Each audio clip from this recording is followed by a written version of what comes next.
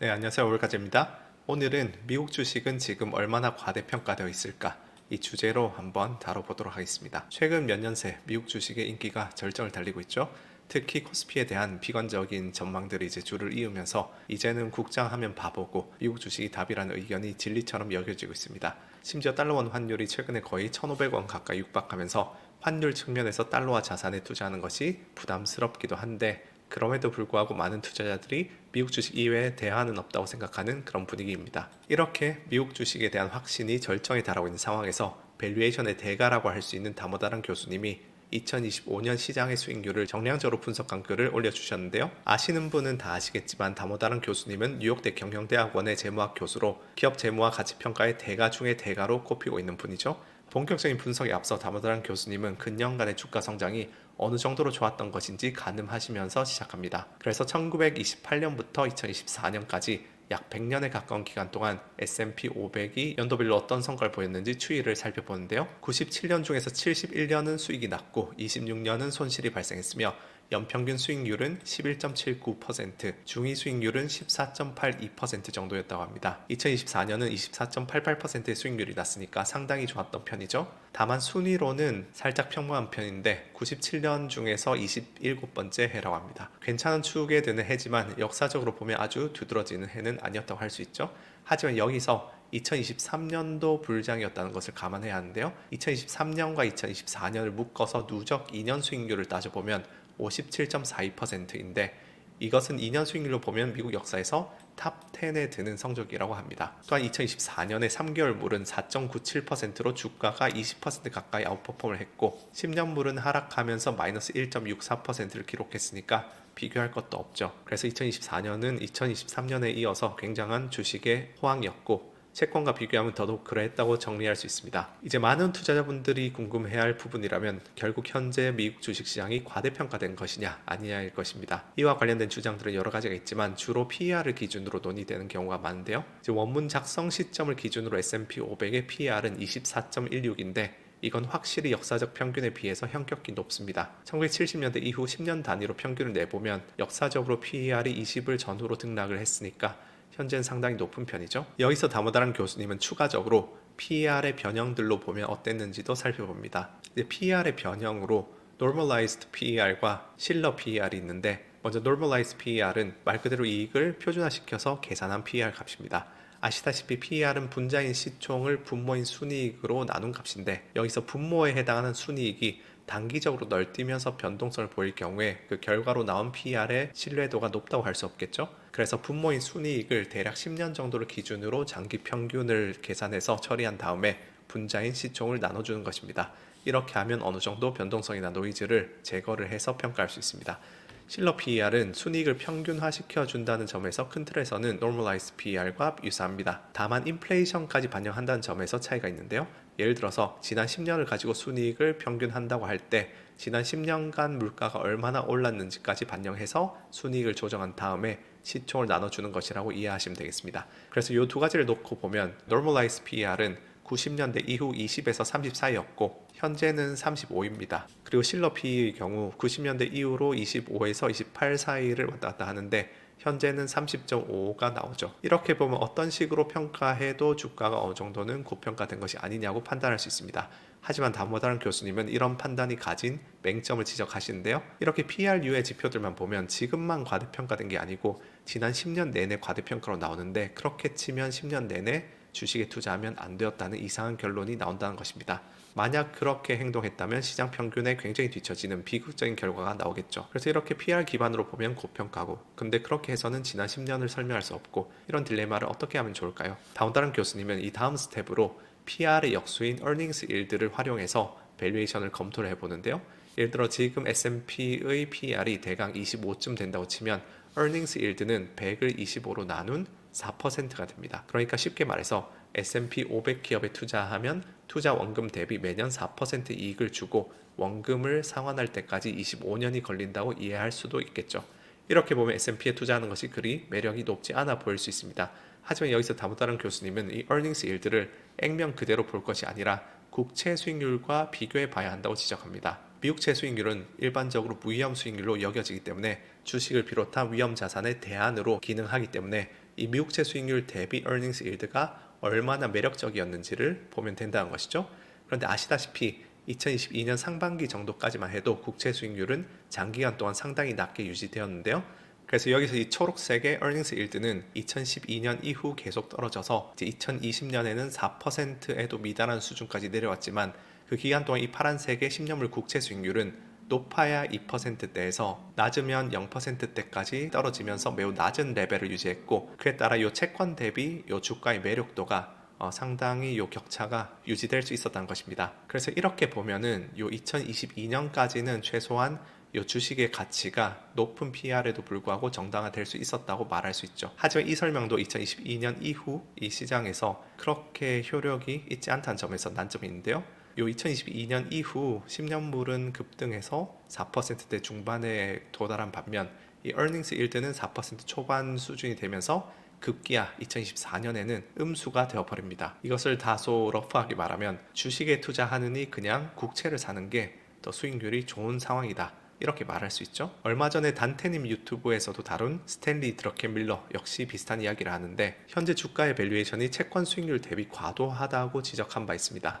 그것도 earnings yield가 채권 수익률을 밑돌고 있다는 부분을 이야기한 거였죠. 하지만 실제로는 이 차트를 보고 2024년 요때 요게 이제 크로스가 나왔다고 주식 대신 채권을 샀다면 벤치마크 대비 20% 이상의 큰 손실을 보았을 것입니다. 그래서 2024년에도 earnings yield로 보면 주가의 밸류가 좋지 못했지만 여전히 주가가 큰 폭의 상승을 했는데, 마찬가지로 2025년이라고 해서 earnings yield만 보고 판단하는 것은 아니란 생각이 아니냐라는 반론에 직면할 수가 있겠죠. 그래서 여전히 핵심 논점은 해소가 되지 않은 상태입니다. 그래서 여기서 다모다른 교수님은 또 한 가지 가정을 삽입합니다. 바로 earnings yield를 계산할 때 사람들이 암묵적으로 하고 있는 가정이 지나치게 경직적이기 때문에 보정을 해줘야 한다는 것인데요. 대체로 이익을 판단할 때 사람들이 무의식적으로 정적인 수치를 가정한다는 것이죠. 기업의 경우, 그리고 그 기업의 합산이라고 할 수 있는 주가 지수의 경우 이익이 동적으로 성장할 수가 있는데, earnings yield를 계산할 때는 고정된 이익 값을 넣게 되면서 미래에 앞으로 늘어날 이익을 과소평가할 수 있다는 것입니다. 실제로 S&P 500 기업들의 이익을 따져보면 2000년부터 2024년까지 연평균 6.58% 성장했다고 하죠. 물론 이보다는 좀 더 유연하게 이익을 추정한 사람들도 있습니다. 그래서 이익이 성장한다는 것을 가정에 반영하기도 하죠. 하지만 교수님은 이런 사람들도 이익 성장률이 자본 비용을 넘어서지 못한다고 가정한다는 점에서 한계가 있다고 비판하는데요. 쉽게 말해 기업들의 ROE가 자본 조달 비용이나 이자를 넘어서지 못하는 수준에 머무른다고 가정을 한다는 것입니다. 하지만 실제로 S&P 기업들의 ROE는 2000년 이후 16.38%로 자본 비용을 훨씬 웃돌면서 아웃퍼폼 했다는 것이죠. 그래서 현재의 주가를 설명하기 위해서는 시장의 이익 레벨을 좀 더 급진적이고 공격적으로 추산할 필요가 있다는 것이 다모다란 교수님의 논점입니다. 한마디로 미국 기업들은 미래에 더 개선된 현금 흐름을 보이면서 더 높은 이익을 보일 것이기 때문에 이걸 추정해서 계산에 반영해 줘야 주가를 제대로 밸류에이션을 할 수 있다는 거죠. 그래서 다모다란 교수님은 보다 정교하게 시장을 평가해 보시려고 합니다. 기업의 주주가 얻을 수 있는 현금 흐름이라고 하면 결국 배당 아니면 자사주 매입에서 발생하는 것인데, 그러면 각 연도별로 배당과 자사주 매입이 얼마나 되는지 추정한 다음 그것을 적절한 할인율로 넣어서 합산해주면 해당 기업의 주주에게 돌아가는 몫의 현재 가치가 나옵니다. 이걸 S&P 500이라는 주가 지수 레벨에서 적용한다고 하면 S&P 500 전체 배당과 자사주 매입에서 나오는 현금 흐름을 구한 다음 적합한 할인율을 설정해주면 되겠죠. 이건 조금 있다가 인덱스 DCF를 실습하면서 다시 볼 수 있으니까 여기서는 어떤 대략적인 개념을 얼추 이해만 하시면 되겠습니다.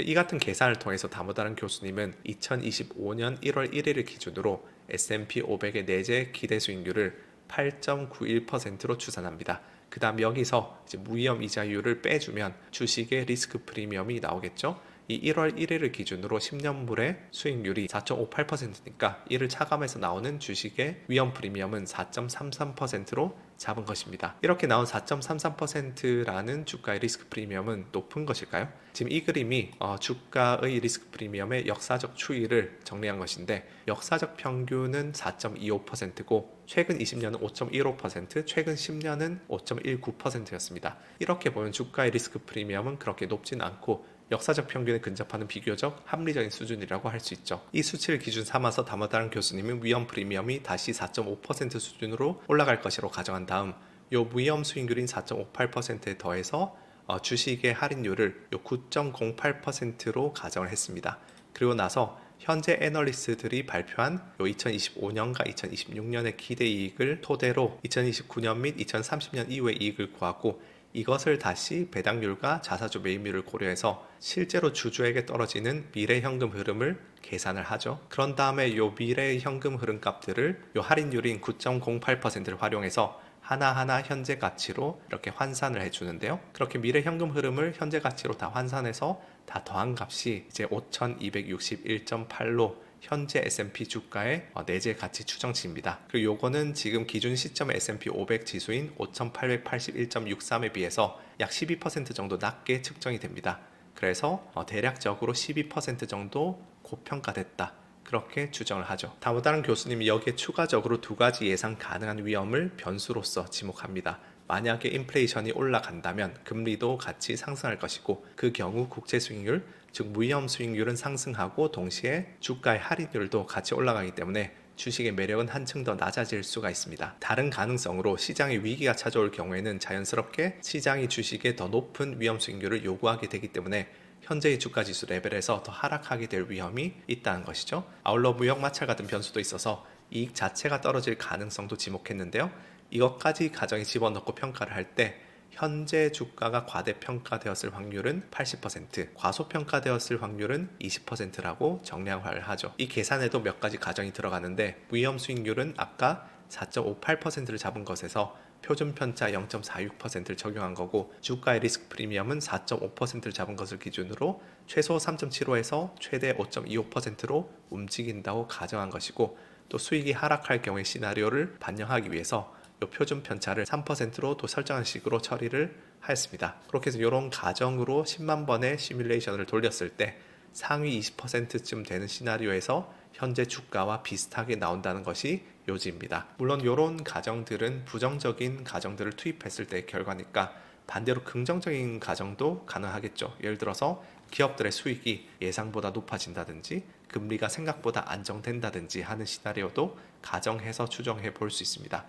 그래서 많은 개인 투자자분들은 아니 이렇게 뭐 어차피 본인 가정에 따라서 숫자가 달라질 거라면 하는 게 무슨 소용이냐 이렇게 생각하실 수도 있지만 결국은 내가 어떤 가치를 어떤 근거로 추정을 하는지 그 근거가 굉장히 중요한 키워드입니다. 왜냐하면은 미래의 그런 시장은 어떻게 될지 모르지만 그런 미래 시장에서 다양한 이벤트나 이런 요인들이 발생을 했을 때 기존에 내가 이런 근거와 이런 적정 가치를 계산하는 프레임을 가지고 있다면 거기에 이런 변화들을 집어넣어서 새로 또 나의 뷰를 업데이트하고 그것을 기반으로 내가 어떻게 대응해야 할지 방향성을 잡기 좋기 때문이죠. 이제 이런 부분들을 저희가 실습이 가능하도록 또 만들어 두었는데요. 여기에 이제 가치평가 탭에 가보시면은 개별 종목들을 가치평가하는 것이 있고 인덱스 DCF라고 있습니다. 그래서 S&P 500을 이제 가치평가를 해볼 것이고 기준일은 최신일로 맞추도록 하겠고요. 보시면 이 최상단에 연도를 추가할 수 있는데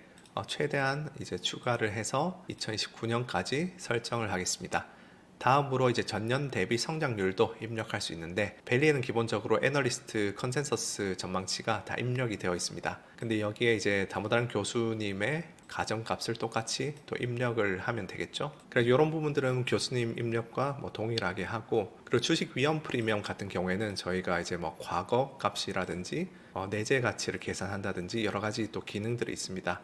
그리고 이런 것들을 사용하셔도 되고 일단은 지금은 교수님과 똑같이 저희가 적용을 하도록 하겠습니다. 그래서 할인율을 9.08%로 하고요. 마지막으로 이제 터미널 밸류 요 종료 가치를 입력하면 되는데 눌러보시면은 입력해야 하는 메뉴들이 있습니다. 여기서 이제 연구 성장률은 장기 무위험 수익률로 수렴해야 한다고 다른 교수님이 가정하셨으니까 1번과 2번 모두 4.58로 그다음 장기 주식시장 위험 프리미엄은 4.5로 그다음 장기 ROE는 교수님이 17.5로 가정하셨으니까 그대로 입력하면 되겠습니다. 이렇게 하면 종료 가치 현재 가치가 4293 정도로 나오죠. 이렇게 모든 값을 입력한 다음 마지막으로 적정 가치를 이렇게 구해보면 지금 대략 15.65% 정도 고평가되어 있다고 나오는데요. 이제 다른 교수님의 계산과 좀 차이가 나는 이유는 이제 다른 교수님이 1월 1일을 기준 시점으로 잡으셨는데 저희는 지금 1월 24일을 기준으로 잡고 계산을 했기 때문에 이 3주 사이에 주가가 오르면서 차이가 난 게 있습니다. 그래서 여기에 이제 자신만의 가정이나 각 수치에 대한 본인의 비율을 반영해서 나름대로 계산해 보시면 되는데요. 관련해서 이렇게 그 민감도 분석도 할 수 있습니다. 이거는 다른 교수님이 하신 것처럼 여러 가지 변수들이 낙관적으로 움직일 때와 비관적으로 움직일 때 그 상단과 하단을 고려해서 각 시나리오별 그 주가 지수의 레인지를 좀 살펴볼 수 있게 해둔 기능입니다. 다른 교수님의 글에서 가장 중요한 가정 중에 하나가 연구 성장률이 무위험 수익률과 동일하게 수렴해야 한다는 것이기 때문에 사실상 키팩터는 연구 성장률과 주식시장 위험 수익률 두 가지로 어느 정도 압축을 할 수 있겠죠. 그래서 이 변수 1에 연구 성장률을 그대로 두고 변수 2는 장기 주식시장 위험 프리미엄 이렇게 설정한 다음에 0.5씩 간격으로 한번 보게 되면은 이렇게 연구 성장률이 변화하는 것과 장기 주식시장 위험 프리미엄이 변화하는 것에 따라서 S&P 500의 적정 가치가 어떻게 변화하는지 이렇게 표시가 되는데 최악의 시나리오에서는 4169로 최고의 시나리오는 8200까지 나오죠. 그러니까 이런 가정들을 얼마나 공격적으로 잡느냐에 따라서 현재 주가가 고평가되어 있다고 볼 수도 있지만 또 저평가되어 있다고 보는 것이 오답이라고 할 수는 없습니다. 중요한 것은 내가 시장에 대해서 어떤 가정을 하고 있는지, 어떤 근거로 생각을 하고 있는지, 그리고 그 근거가 합리적인지, 어떻게 내가 그 근거를 합리화할 수 있는지, 그런 부분들이 중요하겠죠. 특히 요즘 이제 10년물 국채 금리가 굉장히 요동치면서 앞으로 트럼프 시대에 10년물 금리가 장기채 금리가 어떻게 될 것이냐, 그런 것들에 대해 시장 투자자들이 굉장히 민감하잖아요. 그렇게 10년물이 장기적으로 어떻게 변화할 것이냐, 그런 것도 여기에 넣어보고 그에 따라서 나는 어떤 식으로 이거를 대응을 할 것인지 그런 부분들 이제 살펴볼 수 있습니다. 자, 그래서 이렇게 다른 교수님의 분석을 살펴본 다음 거기서 가져가는 수치들을 가지고서 인덱스 DCF 기능을 통해서 가볍게 실습해보는 과정도 거쳤는데요. 밸류에이션이라는 것은 눈으로 보고 넘어가도 얻는 게 많긴 하지만 직접 이렇게 수치를 입력해가는 과정에서 얻는 것이 많습니다. 여러 가지 변수들이 어떤 식으로 연결되어 있는지 이거를 분별할 수 있게 되기도 하고 또 숫자의 사이즈, 그러니까 10년물 금리가 어느 정도 변동하면은 S&P 500이 얼만큼 내리는지 이런 거에 대한 전반적인 감도 이제 훈련이 되기 때문에 직접 한번 이런 것도 활용해 보시는 것을 추천드리고요. 이런 인덱스 DCF 말고도 또 이런 개별 기업들을 가치 평가할 수 있는 다양한 상대 가치 평가라든지 DDM이라든지 또 이제 DCF들도 곧 출시가 될 텐데 이런 40가지 고급 기능들을 다 사용하실 수 있는 펠로우 프로그램 상기를 이제 모집을 하고 있습니다. 그래서 관심 가시는 분들은 고정 댓글 한번 참조해 보시면은 참가 안내 영상도 있고 참가 안내 소개 자료도 있으니까 한번 참고해 보시면 좋을 것 같습니다. 그럼 이상으로 오늘 영상 마치겠고요. 다음에도 더 풍부한 내용으로 찾아뵙겠습니다. 감사합니다.